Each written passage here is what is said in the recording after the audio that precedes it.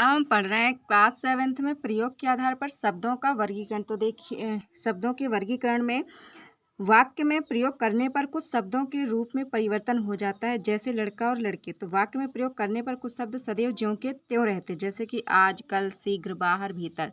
तो देखिए ये ऐसे शब्द हैं जिनमें कोई भी परिवर्तन नहीं होता, लेकिन कुछ शब्द ऐसे भी होते हैं जिनका परिवर्तन हो जाता है। तो अब हम देखेंगे विकारी शब्द, वेरिएबल वर्ड्स। जिन शब्दों के रूप में प्रयोगानुसार कुछ परिवर्तन हो जाता है उन्हें विकारी शब्द कहते हैं। यह परिवर्तन शब्दों का विकार कहलाता है। यह विकार लिंग, वचन अथवा कारक के प्रभाव से उत्पन्न हो जाता है। तो देखिए लिंग में हम देखेंगे लड़का खेल रहा है, परिवर्तन हुआ, लड़की खेल रही है।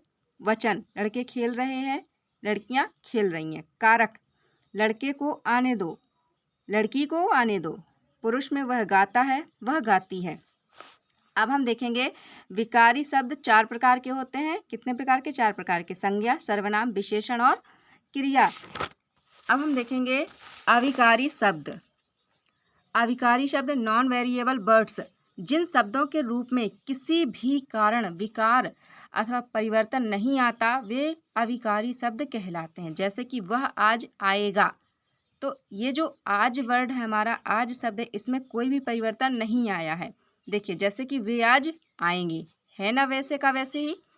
मैं धीरे धीरे चल रहा हूँ, यहाँ देखिए धीरे धीरे को हम धीरे धीरे चल रहे हैं, तो इनमें कोई भी परिवर्तन नहीं हुआ है। अविकारी शब्द 4 प्रकार के होते हैं। क्रिया विशेषण, संबंध बोधक, समुच्चय बोधक और विस्मयादि बोधक। तो देखिए अभी तक हमने शब्दों का वर्गीकरण पढ़ा, उसमें से हमने 4 प्रकार के शब्दों के वर्गीकरण को पढ़ा। पहला हमने उत्पत्ति अथवा स्रोत के आधार पर पढ़ा, दूसरा व्युत्पत्ति रचना के आधार पर, तीसरा अर्थ के आधार पर, चौथा पढ़ा हमने प्रयोग के आधार पर। तो जो हमारा उत्पत्ति अथवा स्रोत के आधार पर था उसमें हमने 4 भेद पढ़े उसके, तत्सम, तद्भव, देशज।